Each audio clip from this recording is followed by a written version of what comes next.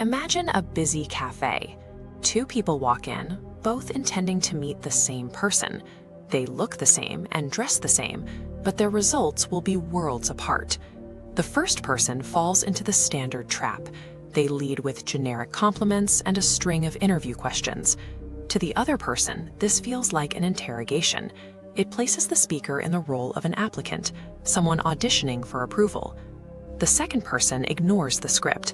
They use a specific, observant phrase that makes the other person stop what they're doing, lean in, and start sharing. Most of us operate on the instinct of impression management. We assume that to be liked, we have to perform. We talk about our interests and highlight our achievements, hoping to prove we are worth someone's time. But the effort to be interesting is often what makes a person forgettable. This constant performance creates a layer of social exhaustion that prevents real magnetism from ever taking hold. Our need for connection is a hardwired survival reflex. The human brain doesn't actually crave attention. It is addicted to the sensation of being understood. When researchers at the University of Parma began studying the premotor cortex, they discovered mirror neurons. These specialized cells allow our nervous systems to subconsciously detect and replicate the emotional state of the person we're speaking to. A 2012 Harvard study found that when we talk about ourselves, our brain's reward centers activate, creating the same neurological surge we get from food or money. Capturing this interest requires empathic resonance, the ability to align your focus with another person's internal reality. This was the life's work of psychologist Carl Rogers. He argued that humans possess a primal necessity to be observed without judgment, to have their existence validated by someone else's undivided attention. Sustainable attraction isn't about what people see in you, it's about what you allow them to see in themselves. You can trigger this sense of validation with just two words: you seem. Words like you are act as absolute labels, triggering a defensive response, but you seem signals curiosity. This prevents the low-energy, rehearsed autopilot response.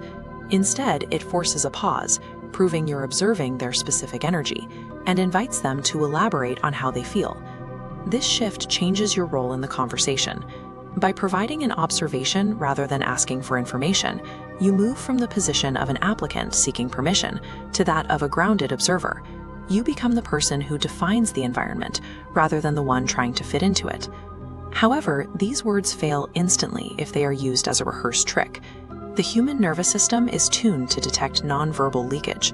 This is the subtle mismatch between what we say and what we actually feel.